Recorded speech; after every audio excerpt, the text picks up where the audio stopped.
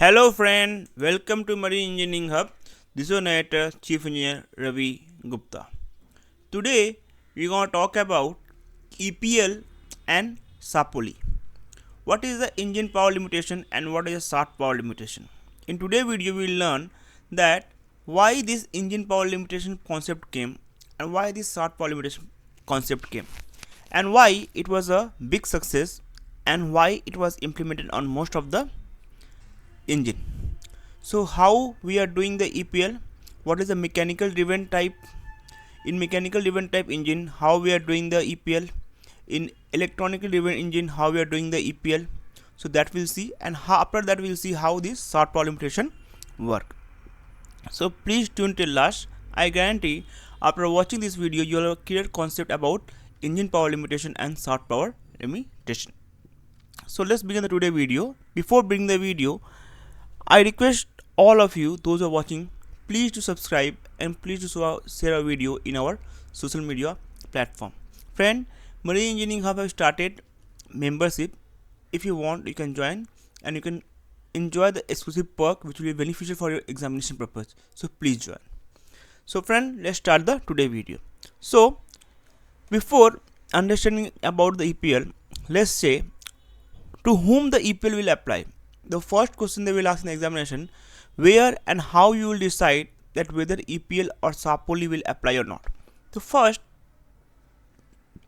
the thing is that you have to see whether your ship have a attained EDI or not. Attained EDI is basically you will find on a ship which are constructed after 1st January 2013. If your ship is having attained EDI, then check whether the current attained EDI value is less than equal to required EEXI or not. If it is less than equal to the required XI, then your ship comply with the EEXI requirement. If it is not, then you have to follow this shaft power engine power limitation or energy saving device you have to install. Second, if your attained EEXI is less than required EEXI, in that case also you are complying and you don't need to do anything. You have to, and if you're not complying, then you have to follow this shaft power limitation thing. So basically the process is that first you have to check your attained EDI value. This attained EDI value will be equal to the attained EEXI, and if this attained EEXI is less than the required EEXI, then you are complying. If not, then you have to follow. If your attained EDI is not same, in that case you have to follow. Now you know there is a formula of EEXI, as I have told in my earlier video how you are going to calculate the EDI EEXI. So you know there are 5 things: conversion factor, specific fuel consumption, engine power, capacity, and EEXI V reference speed.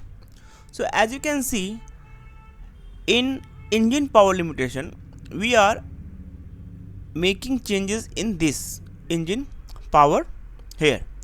Based on that, the overall thing is getting reduced, the value of EEXI is getting reduced, because if the top part is less, in that case the value will be less.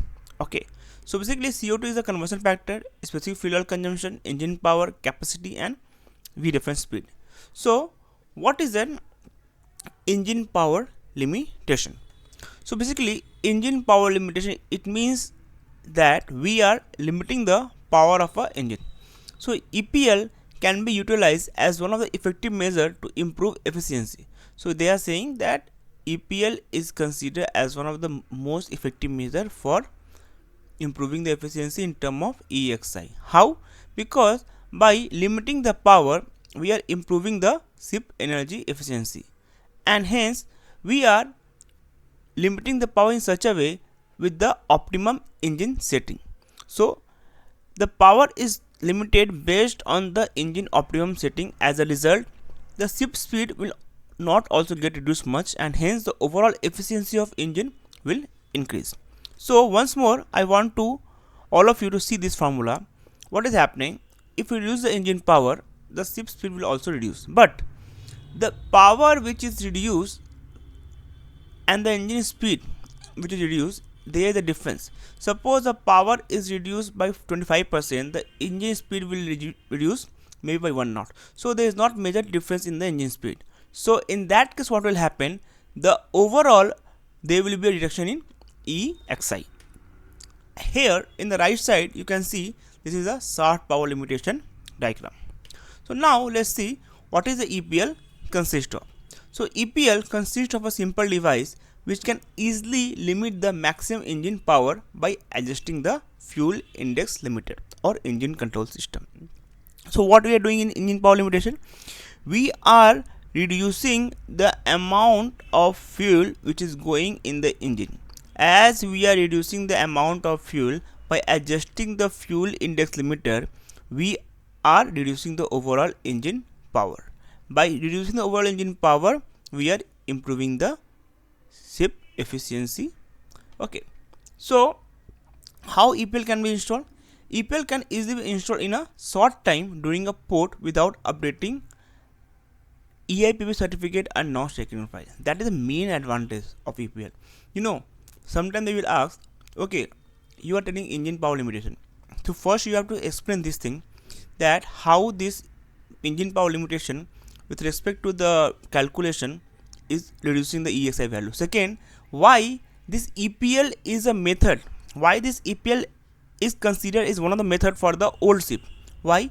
Because the EPL does not require much time. It can be installed in a short period of time, and you don't need to do any amount of paper because you are not changing any engine parts, you are not installing any new component. Hence the EIPP certificate and the NOx signal file remains same.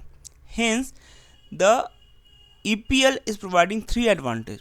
First, there is no documentation process, means the documentation changes are very less. Second, the thing is that it can be installed in short period of time and it is not causing any major changes. So what we are doing, we are limiting the fuel index. Basically we are limiting the fuel index. Okay, so how we will see here. So what is happening, and this fuel index which has been limited is also in release in a adverse weather condition, and therefore the engine power does not have a need to meet the minimum power requirement. Okay, so now let's see here. As you can see, this is the engine emergency maneuvering platform. Here you can see this is a governor engaging and disengaging. Here what we are doing, we are putting a mechanical stop screw which is reducing the overall power and does not allow the fuel to be increased much more when thing. Now as you can see in this diagram here, if you can see very clearly what is happening, the power is been limited here. There is a screw is been installed which is limiting the power. This screw type of screw is basically fitted. Okay, so in old engine type, what is happening, changing a set of governor fuel index limiter, adjusting mechanical stop screw, sealing the mechanical stop screw by wire, and so on, like that. So what we are doing, we are installing like this a mechanical stop and we are adjusting the fuel index, by which what is happening, the overall amount of fuel which can go at maximum MCR is limited, by which what is happening, the overall power is getting reduced and hence the engine power is getting reduced. Okay, so this mechanical stopper, what we are doing, we are adjusting and we are sealing it with a lock wire. And after that, if you see this diagram, as you can see, this is the link which basically increase and decrease the fuel of the fuel pump. So this is the area where we are putting it. So if you see the diagram, this is the area where we are putting the limiter like this, it looks like this. Okay, so what is happening basically, by putting this here, we are limiting the movement of the fuel index after a certain speed is attained, and hence the amount of fuel going to the engine, and hence the overall power of the ship will not increase after that. Okay, so you are seeing this clearly. Okay, now for electronic control engine it is much more easy. What we are doing here, in MAN BMW we are going to the chief limiter, and there is a fuel index limit. In MAN BMW there is a MEC or MEB, there is a fuel, in chief limiter there is a fuel index limit. Okay, so there we are going, and there we are limiting the maximum amount of fuel which can go. Since the electronic control type engine is not physically sealed, unlike the mechanical driven type engine, it is confirmed that EPL has not been released without permission since the last confirmation by checking the data in the data logging program. So in the data logging program, by from saying there, you can see whether anybody had tampered the chief limiter or not. So chief limiter is basically only can be assessed by chief engineer or by the master in the presence of chief engineer. So they will fix the limit, the fuel index limiter, and after that it requires password. After that you can see in the data logging system it will show. And as in the old type of engine, as you can see here, we are mechanically putting a screw which is limiting the fuel index, but here we are not putting any mechanical screw. We are going to a chief limiter, we are limiting the amount of fuel which can go, and as we are limiting the amount of fuel which can go, it will automatically prevent the amount of fuel injection after it reaches that value. So changing the set of governor fuel index limiter in case of manual and W, since electronic control type of engine is not physically sealed unlike mechanical driven, so it will only record in the data logging program. Okay, now till now we have talked about two types of EPL. One is the mechanical driven type of engine and one is the electronic control type of EPL. So we are reducing the engine power. Now what is a shaft power limiter? So as you can see, this is a shaft power limiter. So what we are doing here, we are installing a torsion or RPM sensor. After the RPM sensor is sensing the torque, and it is sending to a cabinet which is called shaft power cabinet. Based on the RPM, it is sending a signal through a control system to the fuel pump to reduce the amount of fuel based on the RPM. Based on that, the power is limited. So what is happening in the shaft power cabinet, the whole thing is feeded that if the RPM is going above that, in that case it will send a signal to a control system, and control system will send a signal to the fuel pump to reduce the RPM. As the RPM is getting reduced, what will happen again, it will be sensed and hence it will be measured. This is called shaft power limitation, where the measurement for reduction is taken from the shaft power torsion. So this is the two method which is basically used in most of the engine in order to comply with EEXI.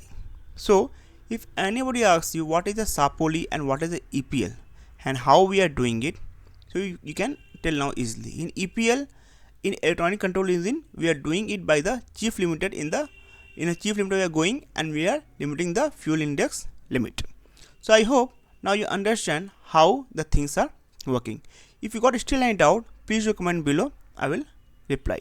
Friend, if you have watched till now, I know that you are interested in study and you want to know more, then please do subscribe our channel and please do share our video and please join the membership. I guarantee you will get benefited a lot. Thank you friend.